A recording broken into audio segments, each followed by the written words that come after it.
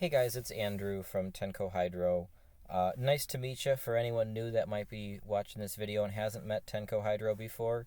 But we're working on an application and I wanted to send another video to talk about kind of further the engineering of this project. So what we're looking at doing here is a trapezoidal scum concentrator. Now this one is rectangular, but it's a scum concentrator application.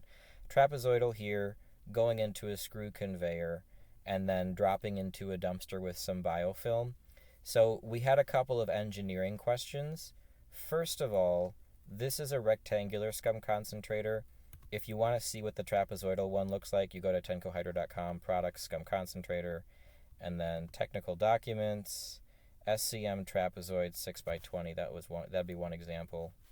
And then I just clicked on that link and it shows you so this is what a trapezoidal scum concentrator looks like. Now normally scum concentrators, they're going to scrape into a holding tank, but for this application, the customer essentially wants to go into a dumpster. And so the way we would do that with a holding tank, we'd have a holding tank here, and then we'd have a pump at the bottom, and the pump takes the scum to a dumpster. In order to save a little bit of money and basically have a better engineered solution, what we are thinking about doing, and we have done things like this in the past, is instead of having a holding tank and a scum pump, and the holding tank is usually heated, we're just going to have a screw conveyor. We would highly recommend the screw conveyor still be heated, something like heat trace, like a blanket of heat trace around it, for example. And that can be a removable blanket, or we could have it permanently on it. You can never remove it. There is, the potential for maintenance, so you'd have to have some access ports, but regardless, we recommend this being heated. I think a heated Velcro on jacket kind of a thing. We've done that before. We highly recommend that. It's probably going to be about 12 to 14 inches in diameter, this screw itself. The motor is probably going to be a 5 horsepower motor. We had a couple of questions. So this is going to be 304 stainless steel, and we're going to transition from here to here.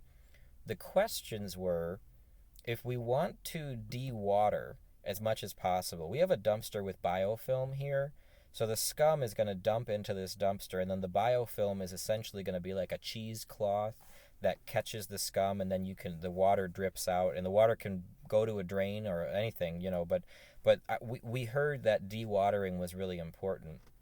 So that's why we recommend having a biofilm here, which with just any old dumpster, and we can talk about that also.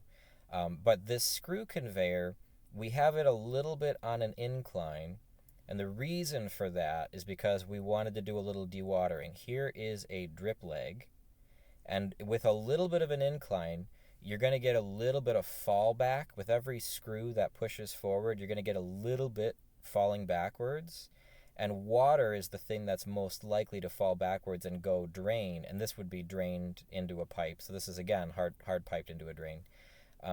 That's why we think having a little bit of an angle here is good. We can do a straight horizontal, and that would be the best for conveyance. If this angle was 45 degrees, I mean, that would be pretty extreme for this application. We could do it. We might have to upsize the motor. But we think for the balance of, we think a slight angle here, like maybe 10, maybe 20 degrees, is the best angle for this aspect of the dewatering. We could do more, and I wanted to get some feedback from engineering, what you guys thought about this.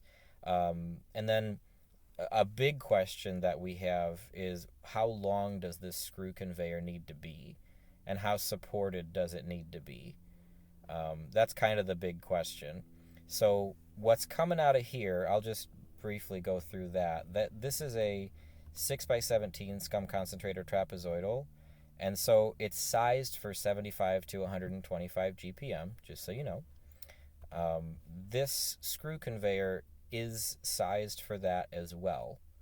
And then we kind of need to know the length. That's why we got about a 12 to 14 inch diameter screw. And then here's your trapezoidal.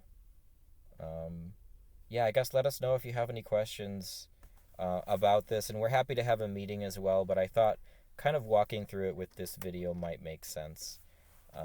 So, yep, thanks so much.